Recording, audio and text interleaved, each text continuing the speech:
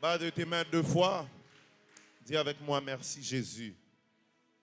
Merci pour ta grâce. Merci pour ta faveur. Au nom de Jésus, Amen. Est-ce que tu peux acclamer fortement Jésus? Acclame fortement Jésus. Acclame Jésus.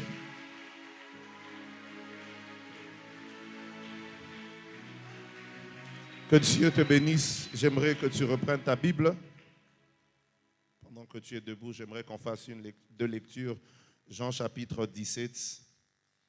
Jean chapitre 17, ça fait partie des dernières instructions que Jésus donne avant qu'il ne retourne au ciel. Jean chapitre 17, versets 14, 15 et 16. Jean 17, 14, 15, 16. La Bible dit: Je leur ai donné ta parole et le monde les a haïs, parce qu'ils ne sont pas du monde. Comme moi, je ne suis pas du monde.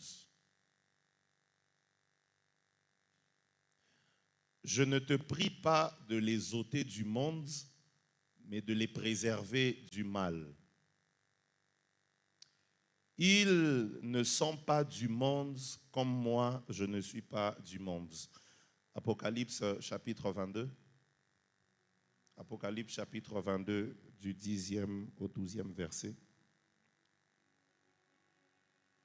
Apocalypse 22, 10 à 12, la Bible dit: Et il me dit, ne scelle point les paroles de la prophétie de ce livre, car le temps est proche. Verset 11. Que celui qui est injuste soit encore injuste. Que celui qui est souillé se souille encore. Que celui qui boit la bière boive encore des casiers. Que celui qui fume encore. Que celui qui se prostitue encore. Que celui qui arrive en retard au culte, qu'il arrive encore au culte. Donnez-moi un bon amen. Ce n'est pas moi qui invente.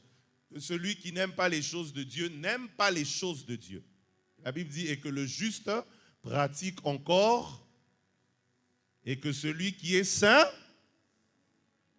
verset 12, voici, je viens bientôt et ma rétribution est avec moi pour rendre à chacun selon ce qu'est son œuvre. Donne-moi un bon amen. Que Dieu bénisse le prophète Miguel pour toutes ses déclarations. Mais à ceci, j'ajoute, Dieu rendra à chacun selon son œuvre. Dieu rendra à chacun selon. Que Dieu te fasse du bien selon tes œuvres au nom de Jésus.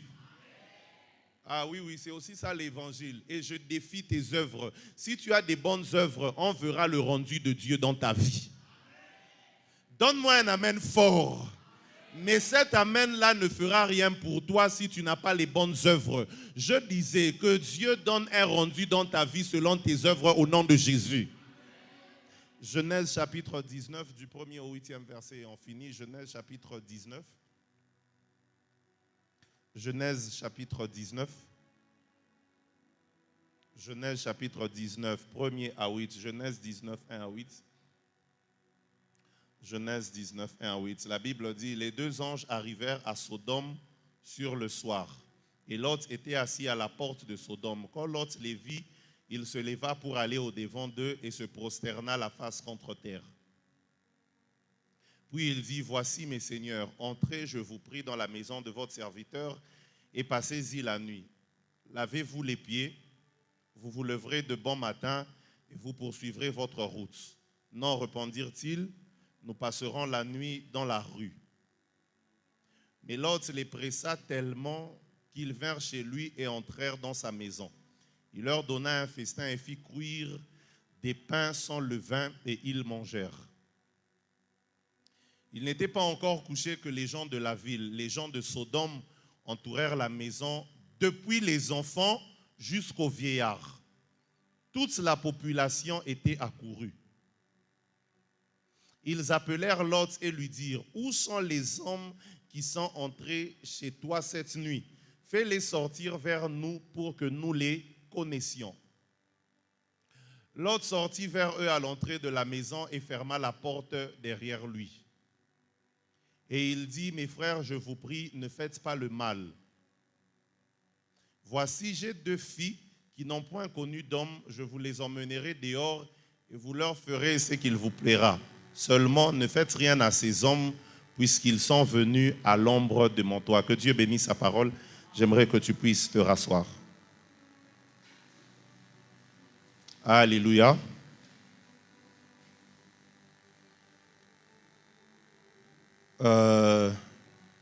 Vendredi, je nous ai dit que pour un chrétien, les liens de famille n'existent pas.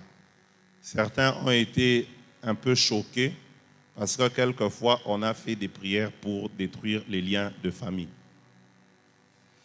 Mais j'aimerais emmener quelqu'un à comprendre que la parole de Dieu, il faut la comprendre selon l'authenticité de sa révélation. Alléluia. Donne-moi un amen fortement. Et même par doctrine, l'Église aujourd'hui ne devrait pas être ouverte au ministère des anges.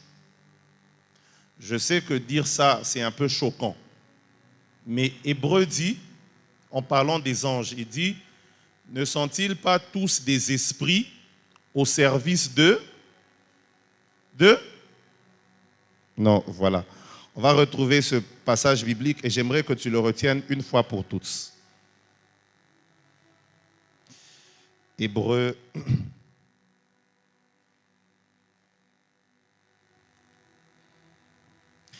chapitre 1, le verset 14. Hébreu 1, 14.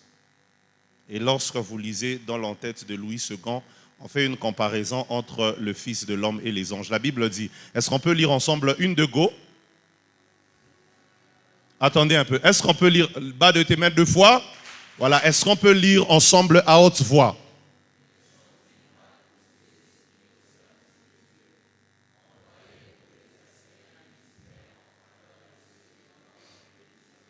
Envoyé pour exercer un ministère en faveur de qui? Qui ont déjà hérité du salut? Dans cette salle, qui est sauvé? Qui a le salut? Donc les anges n'ont pas ministère auprès de toi. Et c'est la parole. C'est Hébreu qui dit les anges, ils sont envoyés pour œuvrer en faveur de ceux qui doivent hériter du salut. Parce que si Jésus est manifesté, les anges sont au chômage. Voilà pourquoi à Bethesda, un ange descendait de temps en temps. Mais quand Jésus est venu, il n'a pas eu besoin d'aller aux eaux. Lui-même, il a dit à cet homme, prends ton lit et marche. Ça veut dire, ce jour-là, l'ange n'était pas en activité, mais il y avait quelqu'un qui était guéri. Pour dire, lorsque Jésus est manifesté, les anges sont au chômage. Et ça, c'est selon la doctrine chrétienne, la bonne doctrine. Mais c'est vrai qu'on vient de chanter Bethel et Zala. Pourquoi on chante ça? Parce que c'est par révélation qu'on récupère certaines choses. Donc, il est important de faire une différence entre ce qui est de la doctrine et ce qui est de la révélation. Et le plus important, c'est que le chrétien doit connaître la doctrine avant de s'attacher à la révélation. Parce que la révélation ne nous sauve pas. La révélation peut même nous induire en erreur, étant donné que la révélation est progressive. C'est ainsi que certains, ce n'est pas le sujet de mon message, mais c'est ainsi qu'aujourd'hui, Papa Loulou, il y a des gens qui prennent la Bible pour lapider les chrétiens, pour dire, dans la loi de Moïse, il est interdit aux frères et sœurs de se marier ensemble. Pourtant, Abraham a épousé Sarah. Sarah, elle était sœur de Abraham. Mais pourquoi ces choses se font? Parce que la révélation est progressive. Paul dit, c'est honteux pour un homme d'avoir des longs cheveux. Pourtant, l'alliance de Samson et de Dieu repose sur le fait que Samson doit garder ses cheveux longs. Donc la révélation, étant donné qu'elle est progressive, il est possible qu'une révélation donnée à un homme aujourd'hui soit en contradiction avec la révélation qu'il aura dans 2 ans. Voilà pourquoi l'Église doit grandir et évoluer au rythme de Dieu. Alléluia. Et donc, Luc chapitre 17, à partir du verset 28, Jésus dit, « Ce qui est arrivé au temps de Lot va arriver aussi pareillement. » Et le but de mes interventions jusque-là, c'est pour emmener quelqu'un à comprendre que la plus grande visitation divine, c'est le salut. La plus grande visitation divine, c'est la venue de Jésus. Et sous ses différents aspects. Ça veut dire, avant d'attendre que Dieu te visite par des biens de cette terre, rassure-toi d'avoir reçu la visitation la plus importante. Et lorsque Jésus parle, il leur dit, considérez l'histoire de Lot et dites-vous que les choses vont se faire de la même manière. C'est ainsi que depuis un temps, on est en train d'étudier l'histoire autour de la vie de Lot. Et la pensée principale en ce temps-ci, c'est que Abraham est pour Lot ce que Jésus est pour nous. Et pourquoi je le dis? Parce que la chrétienté, c'est une relation, ce n'est pas qu'une religion. Et dans la relation, il y a donc des choses que Dieu ne dira pas, mais qu'il faudrait déceler en ayant observé certaines relations que la Bible nous a présentées. Voilà pourquoi je n'ai cessé de dire, c'est vrai, il y a des gens qui me font part de certaines questions qu'ils reçoivent dans certains débats contradictoires interreligieux pour dire, voilà, Jésus n'a jamais dit qu'il est Dieu, mais pourquoi vous dites qu'il est Dieu? Parce qu'il y a certaines choses que Jésus n'a pas besoin de dire. Il nous offre des relations, on observe ces relations, on comprend chaque personnage dans la relation et on s'identifie par rapport à ça. Ainsi, Moïse se retrouve un jour avec Dieu, il parle et il lui dit, bon, lorsque les Israélites vont me poser la question de savoir qui est celui qui t'a envoyé, qu'est-ce que je leur dirai, comment tu t'appelles? Dieu lui a dit, tu leur diras, je suis m'a envoyé. Et plus tard, lorsque Jésus discute avec les pharisiens, il dit, avant que Abraham ne fût, je suis. Et quand on prend les deux relations, on comprend que le seul qui peut dire je suis, c'est Dieu. Et donc si Jésus peut redire ça, c'est qu'il est Dieu. Bas de tes mains 2 fois. Alors, ce matin, j'aimerais parler de 3 choses qu'on peut observer dans la vie de Lot pour comprendre ce qui se passe aussi dans la relation du chrétien avec Jésus. Jean chapitre 17, du verset 14 au verset 16, Jésus dit, « Je leur ai donné ta parole et le monde les a haïs parce qu'ils ne sont pas du monde, parce qu'eux, ils sont miens. » Et il dit à Dieu, « Je ne te demande pas de les ôter du monde, mais de les préserver du mal. » Et cela nous ramène à l'histoire d'Abraham et de Lot dans Genèse chapitre 14. Lorsqu'on lit Genèse chapitre 14, c'est après que Lot et Abraham se soient séparés. Il arrive à un moment donné, Lot et Abraham ne savent plus s'entendre et ne savent plus demeurer sur un même territoire. Et Abraham va dire à Lot, puisqu'il en est ainsi, toi et moi qu'on puisse se séparer. Et la Bible dit, Lot va aller du côté de Sodome et Gomorrhe. La Bible dit, en ce temps-là, Sodome était comme un jardin de l'Éternel. Et Abraham ira de son côté. Et ça, c'est ça la vie de l'homme. L'homme comme Adam, ou le premier homme qui, dans le jardin d'Éden, un jour s'est séparé de Dieu. Pourquoi? Parce qu'il a désobéi à la parole de Dieu. Il a désobéi aux instructions de Dieu. Et le berger Miguel venait même de lire ce passage tout à l'heure là. Dieu dit, puisque tu as écouté la voix de ta femme et que tu as mangé du fruit, le plus grand problème avec Dieu n'est pas d'avoir écouté la voix, mais c'est d'avoir mangé. Et il dit, puisqu'il en est ainsi, Dieu a donc rejeté l'homme. Et la Bible montre comment Dieu a chassé l'homme du jardin d'Éden. Et ça, c'est l'équivalent de Lot qui se sépare d'Abraham et qui s'installe à Sodome et Gomorrhe. Et pendant ce temps, on voit, Lot est en train de vivre à Sodome et Gomorrhe jusqu'à ce qu'il y ait des troubles, une guerre qui se lève à Sodome et Gomorrhe. Et il y a des rois qui viennent prendre Lot en captivité. Lot devient donc esclave, excusez-moi. Et ça, c'est l'équivalent de l'homme qui s'est séparé de Dieu et qui est devenu esclave du péché. Mais on voit que lorsqu'Abraham a reçu l'information, Abraham est allé en guerre pour délivrer Lot. De la même manière que Jésus est aussi venu nous délivrer de la captivité et du péché. Mais regardez ce qui se passe. Lorsque Abraham a délivré Lot, Abraham aime Lot parce que Lot c'est son neveu. Et le dimanche passé, je nous ai même dit, lorsqu'Abraham est en difficulté avec Sarah, il se cache. Il dit à Sarah, dis que je suis ton frère pour qu'on ne me fasse pas du mal. Mais lorsqu'il apprend que Lot est en difficulté, il va en guerre. Comme si Lot avait plus de valeur que Sarah. On se rend compte que Abraham aime Lot. Il le délivre. Au lieu de le garder avec lui, il laisse Lot retourner à Sodome et Gomorrhe. De la même manière que lorsque Jésus nous a rachetés du péché, il nous a sauvés du monde. Il n'est pas allé avec le chrétien directement au ciel. Il a laissé le même chrétien où ça? Sur la terre. La même terre corrompue, la même terre où Satan est en train de régner. Parce que Jésus reconnaît même que le prince de ce monde, c'est Satan. Donc au lieu de sauver l'homme et de créer un nouvel environnement pour le mettre, il laisse l'homme dans le même environnement où Satan règne. Exactement comme Abraham fait avec Lot. Il le sauve, mais il le laisse rentrer à Sodome et Gomorrhe. Quelqu'un me suit jusque-là? Donc, Abraham a le même parcours presque que Jésus. Un sauveur, mais qui laisse le sauver dans le mauvais environnement. Et il y en a même par incrédulité un peu. Ça nous est tous arrivé de poser cette question. Pourquoi Dieu, l'omniscient, qui sait tout, il savait qu'en laissant Satan au jardin, Satan pourrait tenter l'homme. Il savait qu'en mettant l'arbre de la connaissance du bien et du mal dans le jardin, l'homme pourrait être tenté d'y toucher. Pourquoi il n'avait carrément pas enlevé ça? N'est-ce pas qu'on s'est posé ce genre de questions? Pour dire, si c'était un danger, pourquoi Dieu a laissé ça? J'aimerais dire à quelqu'un, au-delà de ce que Dieu fait pour toi, Dieu a besoin que tu t'impliques aussi dans ce travail-là.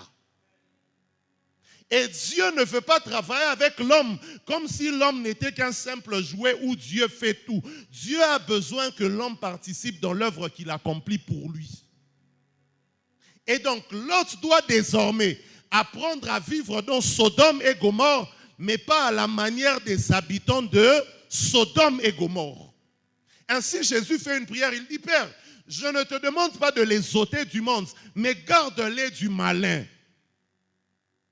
Le problème de certains chrétiens, ils se sentent obligés de fuir l'environnement pour bien vivre leur chrétienté. Cette chrétienté-là n'a pas de valeur parce qu'elle ne fait pas face aux défis. Ce n'est pas parce qu'on te prive du péché que tu es saint. La véritable sanctification, c'est quand tu choisis toi-même de ne pas tomber à cause de celui qui est en toi. Donc, c'est pourquoi la Bible dit, même lorsque vous êtes tentés, ne dites pas que c'est Dieu qui vous a tenté, parce que Dieu ne tente personne. Mais Dieu a simplement besoin que l'homme soit responsable de la nouvelle vie qu'il a choisie. Mais la difficulté, c'est que dans le monde aujourd'hui, il y a des chrétiens dont la chrétienté emmène encore beaucoup de doutes. La prière de Jésus, c'est: j'ai vaincu pour eux le monde et je leur ai donné ma parole. Ne les enlève pas de ce mauvais monde-là, mais garde-les de tomber dans ce mauvais monde-là. Donc, mon évangile ne serait pas de dire à quelqu'un, ne fréquente plus ces amis-là. Mon évangile serait de te dire, fréquente-les, mais montre la différence du choix que tu as fait. Oui, même moi en tant que pasteur, et je ne suis pas le seul, beaucoup de pasteurs et d'hommes de Dieu ont parfois des amis païens. Il faut être capable d'être à côté du païen sans que lui ne puisse t'influencer. De toute façon, dans nos familles, tout le monde n'est pas converti. On dort avec des païens et même des sorciers. Mais la force de notre choix, c'est d'être capable de vivre dans le monde sans être influencé par le monde. Mais combien d'entre nous ici, lorsque une personne est avec ses amis païens et qu'on fait une vidéo, on ne sait même pas faire la différence que dans ce groupe ici, c'est Glody le chrétien. Je ne viendrai pas te dire ne fréquente plus ces personnes-là. Je te dirai fréquente-les mais ne te laisse pas influencer par eux. De toute façon, s'ils doivent connaître Jésus, c'est par toi qu'ils le connaîtront. Parce que Paul dit, si je vis, ce n'est plus moi, mais c'est Christ qui vit. Imaginez un peu si Jésus devait commencer à fuir les païens. Est-ce qu'il allait convertir une seule personne sur terre? Non. Mais est-ce que j'ai dit qu'on commence à aller passer nos journées dans les terrasses? Donne-moi un amen fort. Et donc, la première chose, on se rend compte que Dieu délivre le pécheur du monde. Il le sauve du monde sans le retirer du monde. Parce qu'il faut que l'homme fasse preuve de l'authenticité de son salut. Et regardez maintenant ce que Jésus dit au verset 14. Il dit, « Je leur ai donné ta parole et le monde les a haïs à cause de ta parole que je leur ai donnée. » Pourquoi? Parce que toujours dans l'histoire de Sodome et Gomorrhe, lorsque Dieu passe chez Abraham et qu'il est en train d'aller à Sodome et Gomorrhe, Genèse chapitre 18-17. Genèse chapitre 18. Dieu passe chez Abraham. Abraham reçoit Dieu chez lui. Il discute. Dieu lui fait la promesse de Isaac. Et Dieu commence à partir. Dieu, à partir du verset 17, il dit, « Cacherai-je à Abraham ce que j'ai l'intention de faire ?» Voilà. « Cacherai-je à Abraham ce que j'ai l'intention de faire ?» Et Dieu dit plus tard, en descendant les autres versets qui viennent, il dit, « Le cri qui monte contre Sodome est grand. » Voilà. Il dit, voilà, verset 20. « Le cri contre Sodome et Gomorrhe s'est accru et leur péché est énorme. » Et il dit, bon, je descends pour voir. Voilà, il dit, c'est pourquoi je vais descendre et je verrai s'ils ont agi entièrement selon le cri qui monte vers moi. Ça veut dire, il y a un cri d'accusation contre Sodome et Gomorrhe. C'est ça qui motive Dieu à descendre et à vérifier. Si c'est vrai que Sodome et Gomorrhe vivent dans le péché, alors Dieu va détruire Sodome et Gomorrhe. C'est l'équivalent du chrétien qui a reçu la parole de Dieu. Et le chrétien qui met en pratique la parole de Dieu accuse le monde. Ça veut dire, comme moi aujourd'hui je suis chrétien et que dans ma vie je me dis l'impudicité c'est une mauvaise chose. Toutes les fois que moi je respecte cette parole, c'est une accusation contre les impudiques. C'est pourquoi en Apocalypse finalement vers la fin il dit, l'église et l'épouse disent, viens. L'esprit et l'épouse, excusez-moi, disent, viens. Mais plutôt, il dit, je viens avec ma rétribution pour rendre à chacun selon son œuvre. Ça veut dire, l'ensemble de tout ce que le chrétien fait, c'est une accusation pour le monde.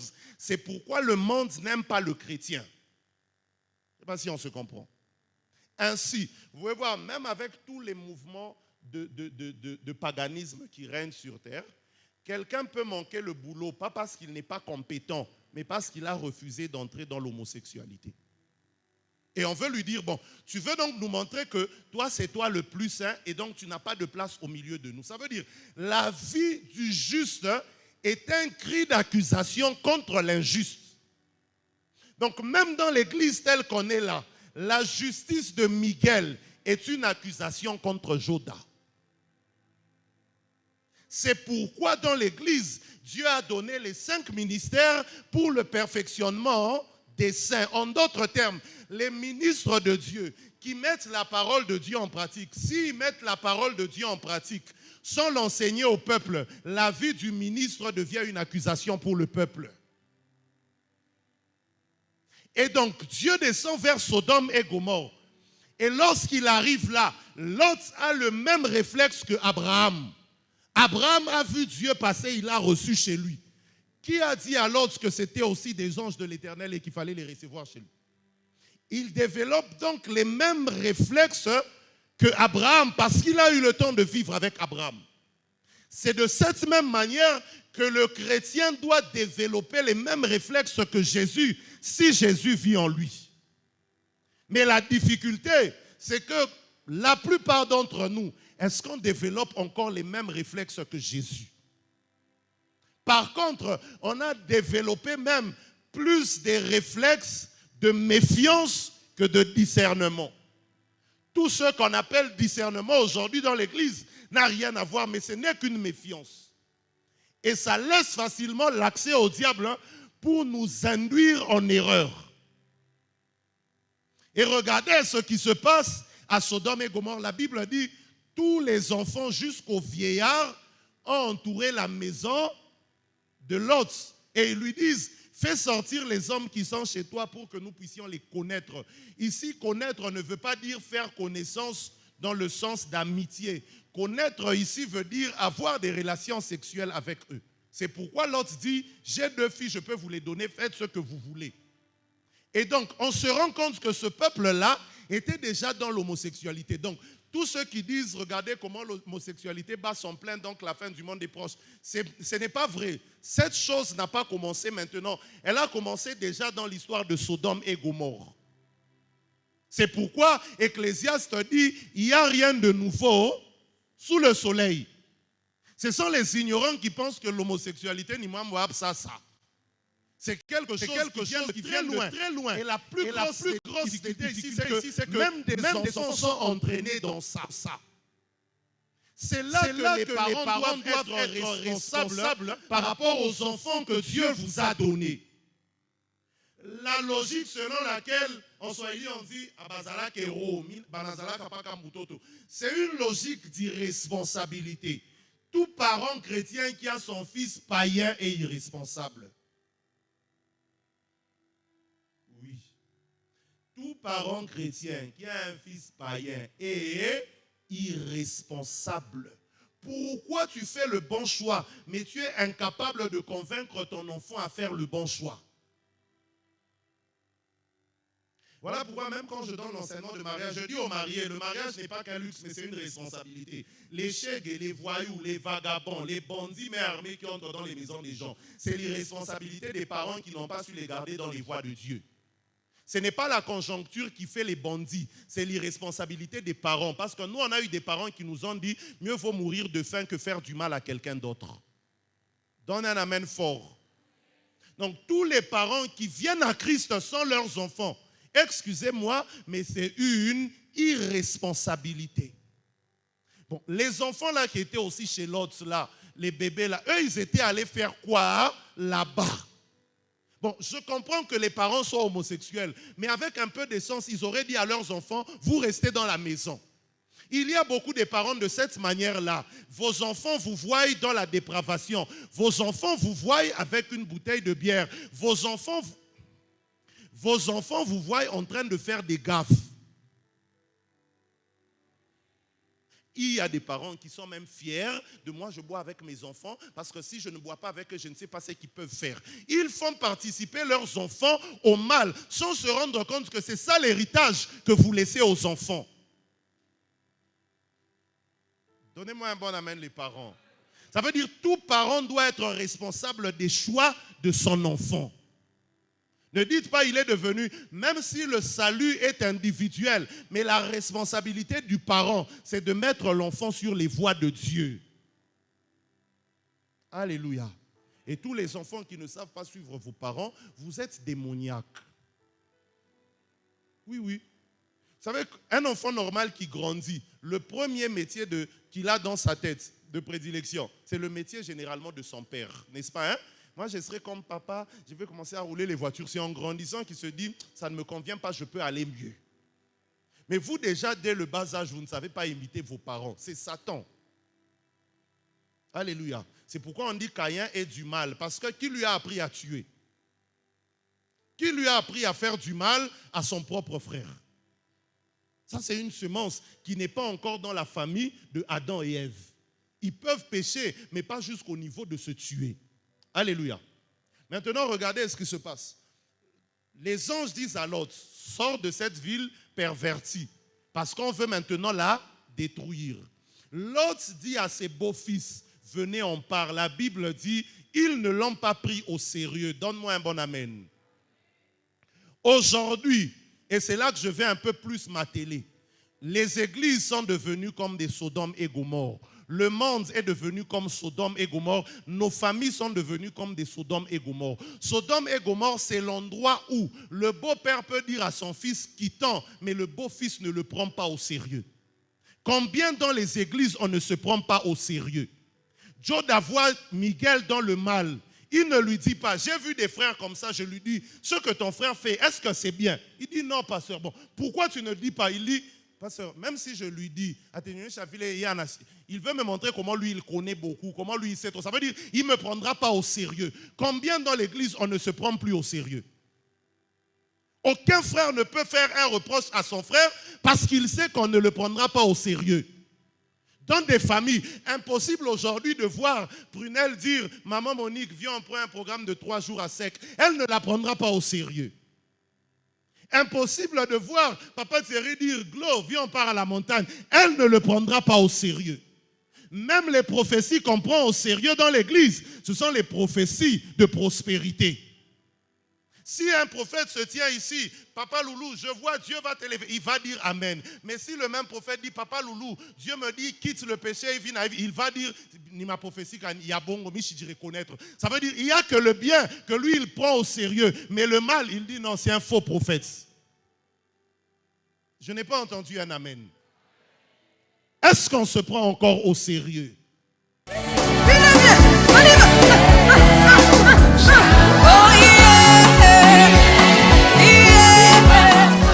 Parce que il va dire, il m'a manqué de respect, il croit que je suis de son âge. Il ne me prendra pas au sérieux, il va quitter l'église. Donnez-moi un amen fort. Pose la question pour moi à ton voisin, est-ce qu'on se prend encore au sérieux? En toute sincérité, dans la chorale, des gens à qui on fait des reproches, puisqu'on lui a fait un reproche, il quitte la chorale. Il ne prend pas celui qui est en train de le conduire au sérieux. Quand on fait un reproche à quelqu'un, c'est là qu'il veut montrer qu'il est âgé. Personne ne prend personne au sérieux. Parfois, il y a même des gens qui sont allés loin pour dire, moi à l'église, où les Touminetikaka n'est pas pasteur. Donc lui, pour lui, il pense que c'est un compliment qu'il a fait au pasteur, sans savoir que c'est une insulte, parce qu'il veut dire, pasteur, tu as engendré des incapables. Et de toute façon, parfois, ce n'est même pas la faute des gens. Parfois, c'est la faute de nous-mêmes. C'est moi-même qui ai dit, frère Toussaint, trouve-moi un peu une petite chambre d'hôtel. J'ai une chérie à emmener là-bas. Mais 2 mois après, je veux qu'il me prenne au sérieux. Et puis, on va dire, ne touchez pas au win. Donnez-moi un amen. Je savais que tu n'allais pas dire amen. Est-ce que je mens dans ce que je dis? Les mêmes personnes dans l'église colportage. Colportage. Et il va passer à la chair. Il veut que les gens avec qui il a critiqué le prennent au sérieux. C'est-à-dire, le Dieu de mon intimité. Dans ton intimité avec ces gens-là, tu t'es déshabillé toi-même. Donnez-moi un bon amen. Et puis tu vas arriver à la chair, tu dis que personne ne méprise ta jeunesse. Toi-même, tu as déjà méprisé ta jeunesse. Sodome et Gomorrhe, on ne se prend plus au sérieux. Même quand on va dire, est-ce qu'on peut louer le Seigneur? Il y a des gens qui ne vont pas prendre au sérieux les musiciens. Eux, ils vont rester assis pour dire, mon frère Mambueno Twende. Et le problème, c'est que quand je dis des choses pareilles qui font rire, les gens aussi ne prennent plus au sérieux le message. Il n'a quoi blague et musique. Donne-moi un amen. Dis avec moi, fire. Donc les gens ne se prennent plus au sérieux à Sodome et Gomorrhe. Comment ton beau-père te dit, viens on part, tu dis, Bamouko, Mamouako. Il y a des choses qu'on fait même au nom de Nibamouko. Anavile. Parfois tu peux désobéir à maman. Mais quand Nibamouko, je tout sauver honneur. Hein? Mais eux, ils ont le culot de ne pas prendre au sérieux leur beau-père. Est-ce que vous vous imaginez un peu de la gravité de ça? Ça veut dire, ils n'aimaient même pas leur fille. Parce que leurs filles, excusez-moi, les filles de l'autre ont suivi leur père. Mais leurs maris ont décidé de ne pas prendre ça au sérieux. Eux, ils sont restés là-bas.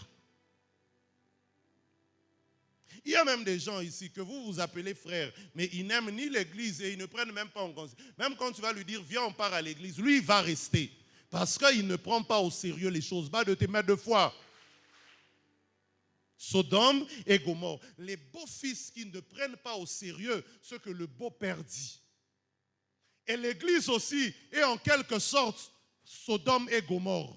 Parce que Dieu, dans un certain angle, c'est notre beau-père, n'est-ce pas? C'est le père de Jésus qui est l'époux de l'église.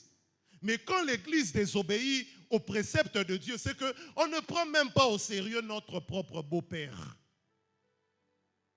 Donc même si ton mari te fait croire qu'il honore ton beau-père, son propre beau-père qui est ton père, C'est faux, parce que même son Dieu, il ne l'honore pas. Et la Bible dit, donne-moi un amen fort.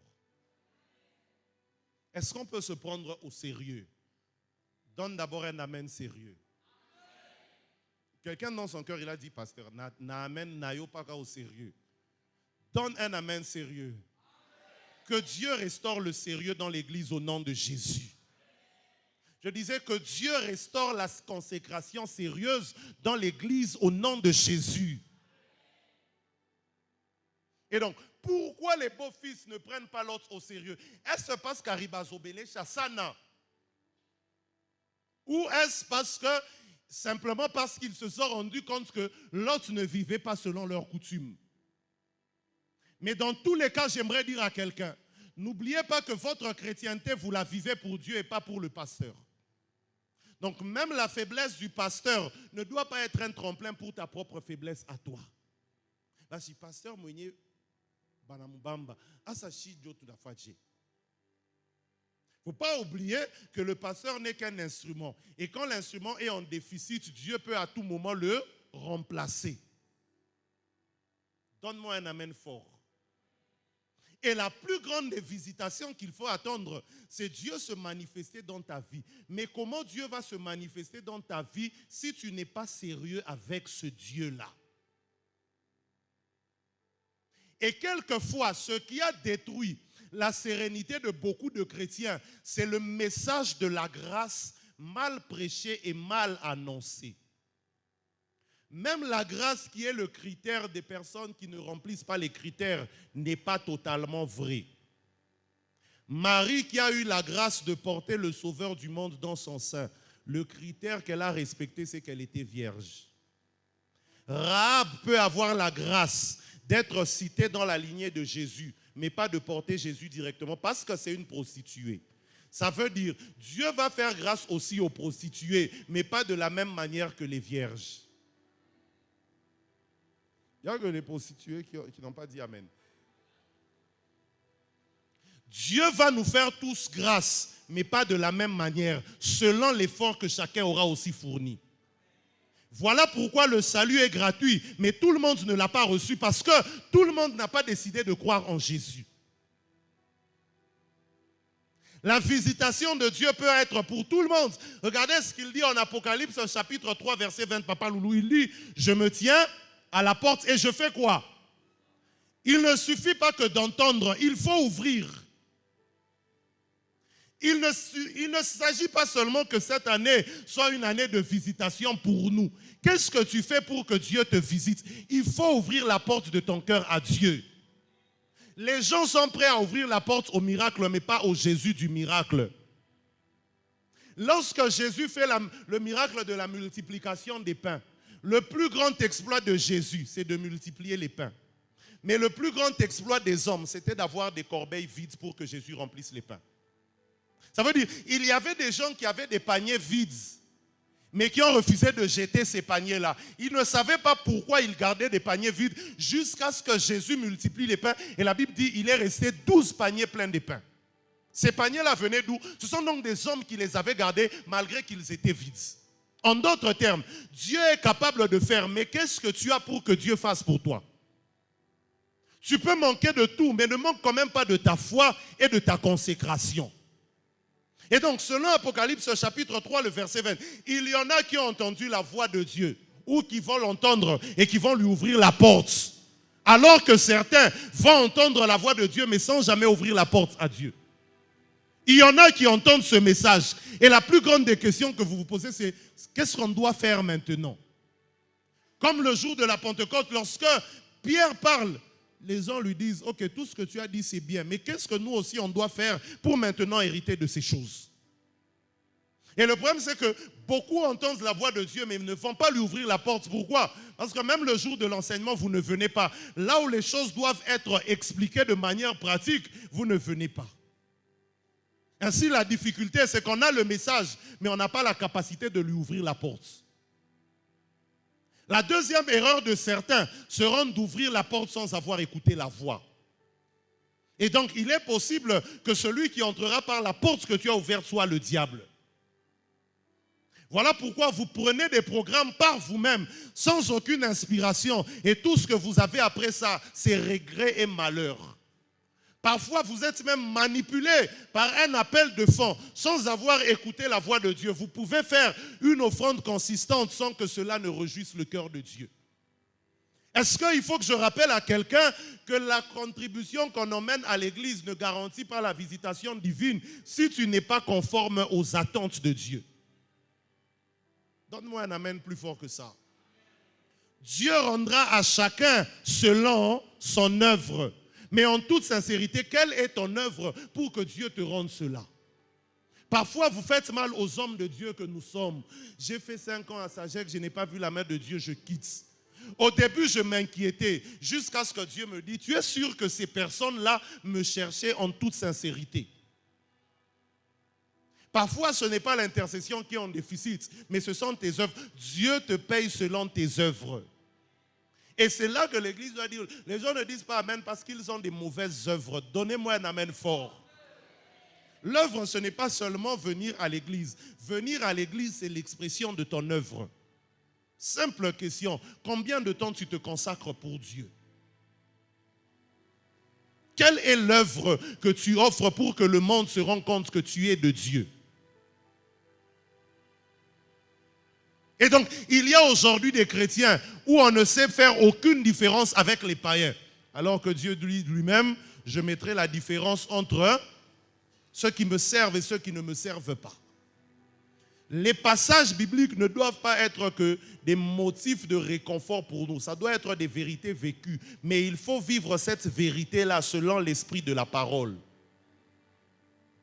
Donne-moi un amen fortement. Et donc, puisqu'ils n'ont pas pris Lot et ses propos au sérieux, Sodome s'est vu sacrifié. Sodome s'est vu condamné. Et la plus grande condamnation de Sodome et Gomorrhe, c'est à cause du déficit des justes. Lorsque Dieu parle avec Abraham, Dieu dit à Abraham, il donne la garantie à Abraham, il dit, si je trouve 10 justes, Sodome et Gomorrhe sera épargné. Sodome et Gomorrhe a donc été détruits. Excusez-moi, ont donc été détruites parce que ces deux villes, parce qu'il n'y avait pas 10 justes. En d'autres termes, il y a certaines choses que Sodome et Gomorrhe ne peuvent pas vivre à cause du déficit de la justice. Certains départements ne s'épanouissent pas à cause du déficit de la justice. Dans un département, tout le monde ment, tout le monde vole, tout le monde est moins sérieux. En commençant par le président lui-même, incapable de faire preuve de sérénité. Dans une église, tout le monde ment. Pas de te mettre 2 fois. Je ne parle pas de Sagec, mais de l'autre église là que Dieu doit nous délivrer. Alléluia. Donc le problème de Sodome et Gomorrhe, c'est le déficit des justes. Voilà pourquoi il faut prier pour vos familles. Certaines familles sont détruites à cause du déficit des justes. Et le juste ici, c'est celui qui pratique la justice de Dieu. Mais comment il a fait pour y accéder? On a vu vendredi, simplement par la foi. Et Apocalypse dit, je rendrai à chacun selon son œuvre. Mais il commence par dire, lorsque Jean reçoit les visions d'Apocalypse, il y a certaines visions, il voit, il veut écrire. Certaines prophéties, l'ange lui dit, scelle ça. Le temps n'est pas arrivé, on n'a pas besoin de connaître. Comme les 7 sceaux, bien que certains se réclament avoir reçu la révélation. Mais en Apocalypse 22, lorsqu'il voit, il veut sceller, Dieu lui dit, ne scelle pas. Sceller, ça veut dire ne pas dire certaines choses. Mais regardez le message de Dieu, que l'injuste pratique encore l'injustice. Il y a donc un temps où l'Église va dire, quittez l'impudicité, fuyez le vol. Mais il y a un temps où Dieu va nous dire, ne scellez pas. Donc je vais dire, Joda, continue de boire. Miguel, continue de fumer. Plus en cachette, mais aux yeux et au su de tout le monde. Glody, continue d'escroquer. Plus en cachette, mais devant tout le monde. Viens escroquer même au pasteur. Donc que chacun continue dans ce qu'il fait pour qu'il soit satisfait de sa récompense. Ça veut dire, il y a un temps où l'hypocrite est toléré et un temps où on dit à l'hypocrite, ne te cache plus parce que bientôt là, on va te donner ce que tu faisais en secret. Et la question, c'est qu'est-ce que tu fais en secret? Et donc, je n'ai plus le temps d'exhorter quelqu'un pour dire, fais ceci, fais cela, continue de faire ce que tu faisais. Quand on acclame, si tu ne veux pas acclamer, n'acclame pas. Parfois, on est devant. Est-ce qu'on peut acclamer? Quelqu'un n'acclame pas bien. Bien aimé, acclame. Les mains là, c'est Dieu. Tout ça pour qu'il acclame. Il faut dire acclame. Toi qui n'acclame pas, n'acclame plus. Dieu fera selon ce qu'il veut. Quand on va dire tout le monde se tient debout, Miguel, toi reste assis comme tu veux rester assis. Donne-moi un amen fort. Dis fire. Toi qui n'as rien dit, ne dis rien. Donc, Dieu veut rendre à chacun selon son œuvre. Et rassurez-vous, ici, il ne s'agit pas encore de ses œuvres. Parce qu'il y a une différence entre l'œuvre de chacun et les œuvres de chacun. L'œuvre de chacun, c'est la mission de chacun. Comme l'œuvre du Christ, c'était notre salut. Mais les œuvres du Christ, c'était les miracles. Ça veut dire, les œuvres seront récompensées au ciel. Mais l'œuvre de chacun est d'abord récompensée ici sur terre. Et ton œuvre, c'est ta vie. Dieu va rendre à chacun selon sa vie. Tu vois ta vie toi-même, donc tu sais quel sera ton salaire. Donne-moi un amen fort. Bas de tes mains 2 fois. Dieu ne va pas nous ôter du monde, mais il va nous préserver du mal. Ça veut dire, si tu es impudique, tu veux que Dieu t'aide. Il ne faut pas dire, Dieu, fais-moi impuissant. Non, non. Dieu va te laisser toujours comme ça, mais il va te donner la capacité de dire non au péché. Il y a certaines personnes qui ont envie de dire, non, non. Dieu va te donner des mains et beaucoup d'argent pour acheter la cigarette, mais pas que tu fumes. Quelle est ton œuvre? Dis pour moi à ton voisin, quelle est ton œuvre? Dis à ton mari, dis à ta femme, mari, quelle est ton œuvre? Est-ce que quelqu'un a compris quelque chose ce matin? Les choses se feront de la même manière que ça s'est fait au temps de Lot. Si vous ne prenez pas au sérieux l'homme de Dieu que Dieu vous a donné, vous aurez aussi chacun selon son œuvre. Quelqu'un n'a pas dit Amen. Quelqu'un s'est dit, pasteur, il y a un compliqué,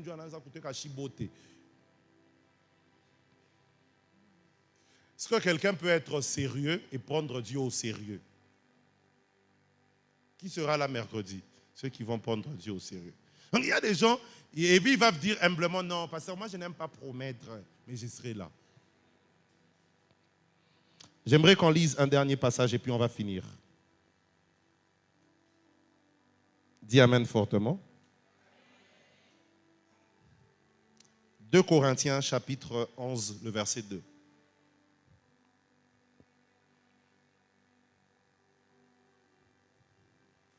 Deux Corinthiens chapitre, voilà.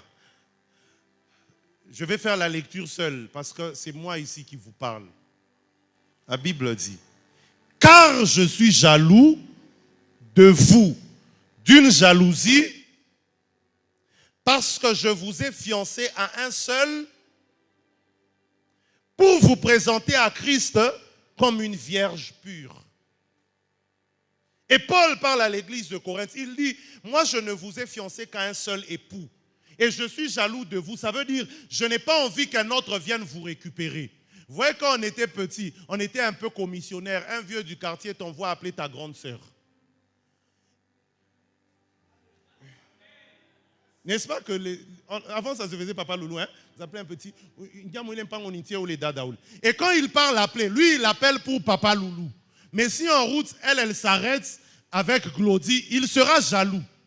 Et c'est ça le rôle de l'homme de Dieu. Je veux que vous soyez fidèles à une seule parole. Mais il y a des gens qui s'attachent à des doctrines contraires à la doctrine de Sagek. L'époux ici, c'est la parole à laquelle je vous présente. Mais il y en a, eux, ils veulent combiner la parole que je leur donne avec une autre parole. Et c'est ça le problème de certains chrétiens. Aujourd'hui, il y a des chrétiens sur les réseaux sociaux, ils suivent 5 pasteurs, mais qui ont tous des doctrines différentes. Et Paul dit, je suis jaloux de vous. Et c'est à ce niveau-là qu'il faut me permettre de parler librement. Donnez-moi un bon amen. Les pasteurs, ça ne nous fait pas plaisir quand on voit nos fidèles dans d'autres églises. Vous êtes allés faire quoi, hein? Donnez-moi un bon amen. Amen qu'on m'invite là-bas, prêcher là-bas, accompagnez-moi. Si il faut que vous consommez des hommes de Dieu, laissez-moi les inviter pour vous. Il Il y a des chrétiens, vous nous rendez jaloux. Pasteur Ataloukou, attention. Mouton a c'est maman qui ni maman Rosmine, ni jalousie, nous. Bon, chérie, je ne te traite pas bien. Toi, tu me traites bien. C'est eux qui ne nous traitent pas bien. Je suis jaloux de vous, d'une jalousie de Dieu. Donnez-moi un bon amen. Le problème, c'est que quand on dit ce genre de prédication, les gens disent que les pasteurs aiment s'approprier les gens. Est-ce que vous savez qu'on nous demandera des comptes par rapport à vous? Même Jésus lui-même, il a fini ses comptes. Il dit, Père, tous ceux que tu m'as confiés, les voilà, sauf Judas. Or, Judas a trahi Jésus une fois. Pourquoi tu veux encore me retrahir? Moi, Jésus a déjà pris ma croix. Donc, tous les Judas, que Dieu vous bénisse, partez. Revenez seulement à la selle, ça. C'est à la selle, ça qu'on a besoin de beaucoup de gens. Mais il faut que l'église comprenne que le pasteur vous a fiancé à une seule épouse. Alléluia. Donne-moi un amen fortement. Pasteur, on a rien qu'on a bouilli, vous. Tout qui postait pasteur Mingi, j'ai commenté que c'est normal.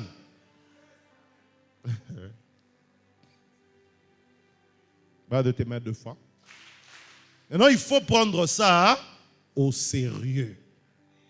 Oh, donne-moi un bon amen. Comment toi, la femme du pasteur, tu pars chercher la prière chez un autre pasteur?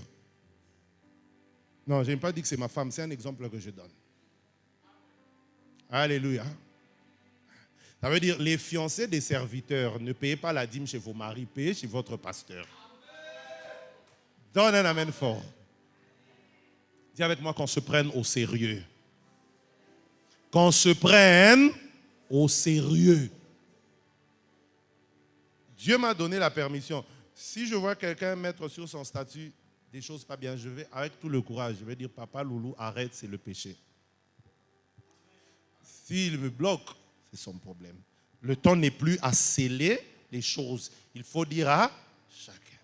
Donc si demain vous voyez sur mon statut, j'ai posté le berger Miguel avec la chicha. C'est selon Apocalypse 22, que l'injuste pratique encore l'injustice. Donc on va aider certaines personnes à faire la publicité de leurs péchés. Non, pasteur,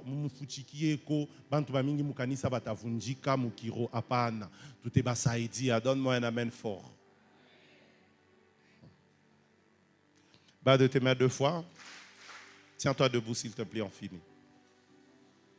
Dis pour moi à ton voisin, est-ce qu'on peut se prendre au sérieux?